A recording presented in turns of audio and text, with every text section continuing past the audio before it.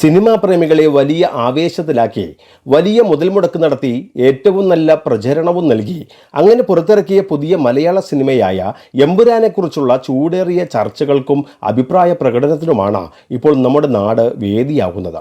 ഭാരതപുത്രനെന്നും സംഘപുത്രനെന്നുമൊക്കെയുള്ള ഒട്ടേറെ വിശേഷണങ്ങൾ കുറേ ആളുകളിലെങ്കിലും ചാർത്തി കൊടുത്ത സൂപ്പർ സ്റ്റാർ മോഹൻലാലും യുവത്വത്തിൻ്റെ പ്രതീകമാണെങ്കിലും കേരളത്തിലെ ഇടത് ജിഹാദി സംഘത്തിൻ്റെ വക്താവായി ഇപ്പോൾ ചിത്രീകരിക്കപ്പെട്ടുകൊണ്ടിരിക്കുന്ന പൃഥ്വിരാജുമൊക്കെ ചേർന്നാണ് ഇങ്ങനെ കോടികൾ ചിലവഴിച്ചുള്ള ഈ ചിത്രം രംഗത്തിറക്കിയത്. ഈ വ്യക്തികൾ തന്നെയാണ് ഈ സിനിമയുടെ പ്രചാരണത്തിൻ്റെ ചുക്കാൻ പിടിച്ചതും. മലയാളത്തെ കൂടാതെ വിവിധ ഭാഷകളിൽ കൂടി തയ്യാറാക്കിയ ഈ ചിത്രം മലയാള സിനിമയ്ക്ക് ഒരു നാഴികക്കല്ലാകും, അതൊരു തിലകക്കുറിയായി മാറുമെന്നൊക്കെയുള്ള നിരവധി പദപ്രയോഗങ്ങളൊക്കെയാണ് മോഹൻലാലും കൂട്ടരും സിനിമ ഇറങ്ങിയതിൻ്റെ തലേ ദിവസം വരെ അങ്ങനെ പറഞ്ഞിരുന്നത്. ചിത്രം ഇറങ്ങിയതിന് ശേഷവും മോഹൻലാൽ എമ്പുരാൻ ചിത്രത്തെക്കുറിച്ചുള്ള നല്ല വാക്കുകൾ ഇങ്ങനെ പറയുന്ന തിരക്കിലുമായിരുന്നു. എന്നാൽ ചിത്രം തിയേറ്ററുകളിലേക്ക് എത്തി പ്രേക്ഷകർ സിനിമ കണ്ടു തുടങ്ങിയതിന് ശേഷമായിരുന്നു ചിത്രത്തിൽ ഉൾപ്പെടുത്തിയിട്ടുള്ള ഭാഗങ്ങൾ അത് സ്ത്രീവിരുദ്ധവും അക്രമങ്ങളെ പ്രോത്സാഹിപ്പിക്കുന്ന തരത്തിലുള്ളതാണെന്നും കൂടാതെ ഗുജറാത്തിലെ ഗോദ്ര സംഭവം ഉൾപ്പെടെയുള്ള പല കാര്യങ്ങളും ഗുജറാത്ത് സർക്കാരിനെയും കേന്ദ്ര ഗവൺമെൻറ്റിനെയൊക്കെ പ്രതിക്കൂട്ടിലാക്കുന്ന തരത്തിലുള്ള അത്തരത്തിലുള്ള ഒരു സിനിമയാണെന്ന് ബോധ്യപ്പെട്ടത്.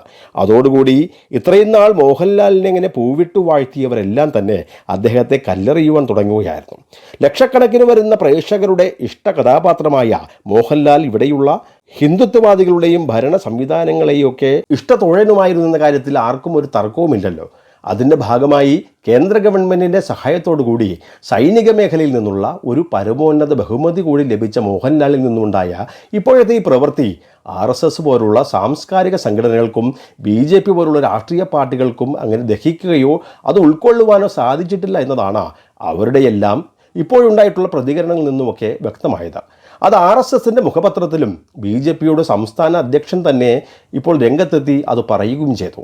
സത്യത്തെ വളച്ചൊടിച്ചുള്ള ഈ ചിത്ര അവതരണം മോഹൻലാൽ അതിനുവേണ്ടി കൂട്ടുനിൽക്കരുത് എന്നായിരുന്നു ഇവരുടെ പ്രധാന പക്ഷം.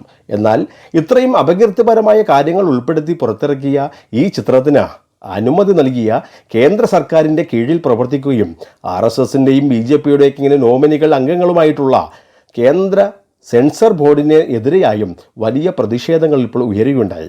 എവിടെ നോക്കിയാണ് ഈ ചിത്രത്തിന് ഈ സെൻസർ ബോർഡ് അനുമതി നൽകിയതെന്നാണ് ഇപ്പോൾ ചോദ്യങ്ങൾ ഉയരുന്നത്. എന്നാൽ ദേശീയ ഗാനത്തിന് മോശമായി ഭവിക്കുമായിരുന്ന ഒരു ഭാഗം അത് സെൻസർ ബോർഡ് നീക്കം ചെയ്തിരുന്നുവെങ്കിലും ആ 4 മിനിറ്റുള്ള രംഗം വീണ്ടും ഈ ചിത്രത്തിൻ്റെ വക്താക്കൾ ഇതിലേക്ക് തിരികെ കയറ്റുകയായിരുന്നു അത്രേ.